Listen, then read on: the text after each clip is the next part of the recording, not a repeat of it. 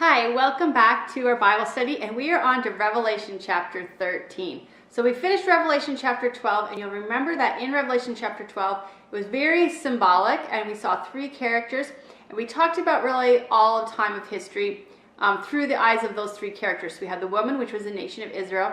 We had the son, the child that was born, that was Jesus, and then we had the dragon, and the dragon was Satan. And we ended with the dragon turning his rage on the Jewish people who were not hiding, had not been taken to the place by the eagle, or anyone who's a follower of Jesus Christ. And so that's when we go into Revelation chapter 13. So Revelation chapter 13 is also extremely symbolic. And so we are going to be looking at this, not literally, but we're going to be looking at how it describes two major characters in the end times. So once again, a couple of things that we need to remember before we jump into here is that, as I've said over and over and over again, you have to have a really firm grasp on the book of Daniel before you can tackle Revelation. So with the with chapter 13 of Revelation, you really need to go back and really grasp Daniel chapter 7. So even if you want to pause and go back and watch the video from Daniel chapter 7, or after you finish this video, and maybe after you've read, go back and look at Daniel chapter 7. But that is really important in order to grasp some of the things that happen here in Revelation chapter 13. The other thing is, remember, we are in an interlude. So we had the 6 seals that were opened, and the 7th seal opened up the trumpets, and then we've had 6 of the trumpets, and then we haven't had the 7th trumpet yet. And we've been in this kind of interlude where before the 7th trumpet starts, we're just being introduced to characters who are going to be in the end times.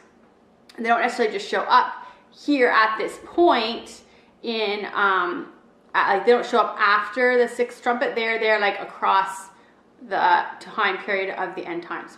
Okay, so there's two main characters who are introduced to us in Revelation chapter 13. So there is 2 beasts, a beast from the sea and a beast from the earth. So the beast from the sea is the Antichrist, and the beast from the earth is the false prophet. So if we open up first off, we look at the beast from the sea, which is the Antichrist. So he has 7 heads, and with the name, with blasphemy names, and then he has 10 horns, and they have 10 crowns. So also it's described as he is like a leopard, and like a bear, and like a lion. So if we go back to Revelation chapter 7, when there's all these animals that are described, we have the lion, which was like Babylon. And the reason he was Babylon seen as a lion was because his word was the final word, and there was no arguing, and that was kind of how he ruled. And so the Antichrist will have that, like what Babylon had. And then we had the bear, which is Medes and Persians, and he was a bear because he's just super powerful. Like, you just come in with a massive army, and just by how strong and how big the army was, that's how they would conquer.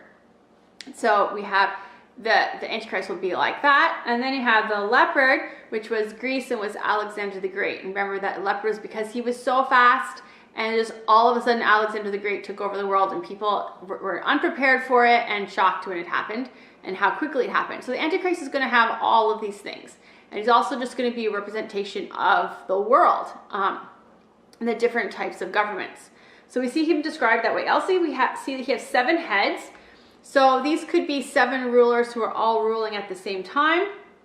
It could be kings, 7 kings that rule up to the point of when he comes into power. And then we know this is probably the beast from Daniel chapter 7, because he's described as a beast. So we can see the description is very similar.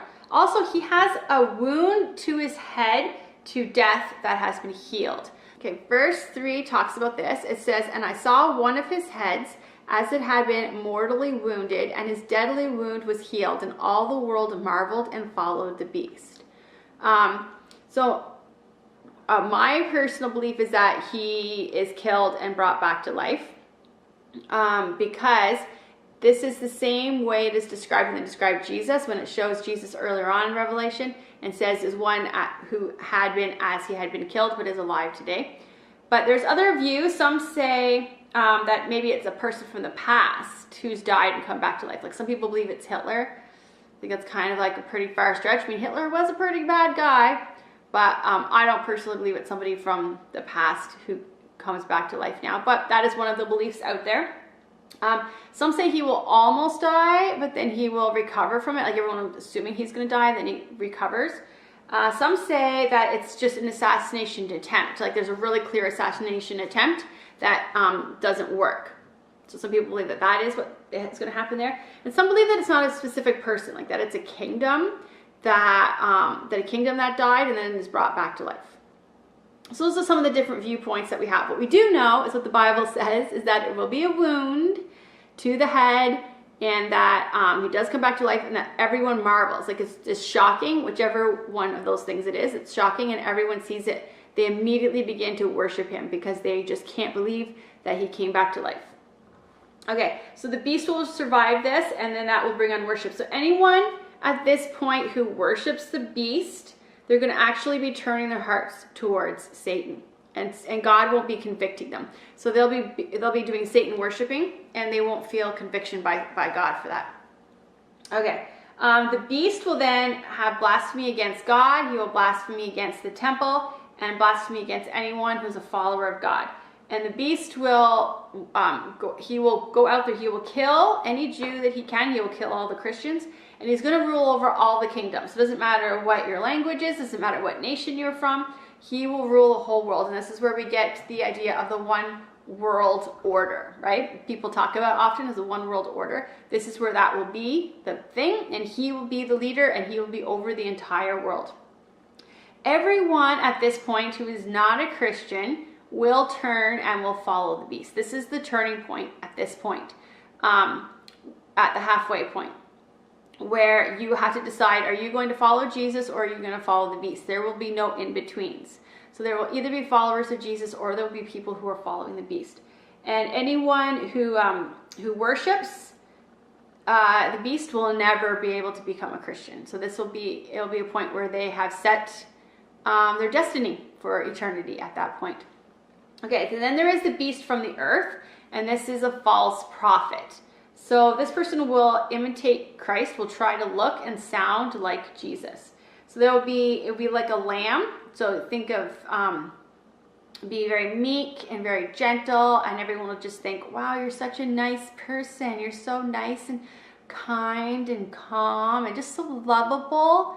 Okay, that's kind of going to be his characteristics. He's going to be a miracle worker. He has 2 horns. He's going to speak like a dragon. So who is dragon? The dragon is Satan, right? So he's going to speak like Satan, which is how evil, except people fall for it. So really sweetly evil is what it's going to be like. And he's going to tell people that they should be worshiping the beast. And that is what's going to turn people towards worshiping the beast. Satan is going to give him power, and he's going to be able to do things like sending fire from heaven. So at that point, there's going to be an image that's going to be built, and the image is going to end up going probably in the temple. And the Jews at that point realize that things are not going the way they thought. Now, also, remember, the temple will be built at this point, and sacrifices will have been made. So that hasn't happened yet in history, so be watching for that when that happens, because then you know that we're getting closer. But there will be a temple at that point. So the image will be built, and the crazy thing is the image will seem to be alive. So you will have to worship this image, and the image will know if you're not worshiping it. Now remember, if you had read this, decades ago, you would have thought, wow, that obviously isn't, that's meant to be symbolic. Like that couldn't really happen. It couldn't be an image that knows if you're worshiping it or not. But now we know that obviously could be easily robotics that are made, and some kind of an image that's built that can watch you and can see if you are worshiping in the way you should be worshiping. All right, so then this is where we get into when people talk about end times and talk about a certain number, like 666, and also the mark of the beast. And this is where that comes into place here in chapter 13. So a mark will be given to all the people, and you'll have it either here in your hand or on your forehead. And everybody has to have this. So it doesn't matter if you're really rich, doesn't matter if you're poor, doesn't matter if you're really young, little child, doesn't matter if you're super old, doesn't matter if you're a slave person, doesn't matter if you're free. Every single person has to have this. You cannot buy anything without it, you cannot sell anything without it, and it'll be against the law to not have that. So what's this mark going to be? Is it going to be like something that's visible, or is it going to be something that's under our skin? It doesn't say that, but we can kind of look at what's happening today in today's world and technology that's being made. And people are already implementing chips, and they are implementing them right here, right exactly where it's prophesied that we will be implementing them. And the number that you will have will be the name of the beast, or the number of the beast, which is 666. So that is where we get, when you talk about end times, where you get people talking about one world order, the mark of the beast, and the number 666. All of that comes here in Revelation chapter 13. All right, so just a quick sum up, we have 2 beasts here talked about, the beast from the sea and the beast from the earth. So remember, one is the Antichrist, one is the false prophet. And go ahead, go jump in there, read it. And you have made it all the way now, once you've read that, to the end of Revelation chapter 13. Tomorrow we'll jump into Revelation chapter 14. In the meantime, remember that God is in control all the time. And even this, which is going to seem at this point in time like the most crazy, horrible, out of control time, that even during all of this, we will know that God is still in control. So even in your craziness that might be happening today in your day, as you finish reading the Bible and heading out to your day, remember that God is in control and we don't need to be afraid. I'm Laura Lee Siemens, and that was Revelation chapter 13 for Bible study.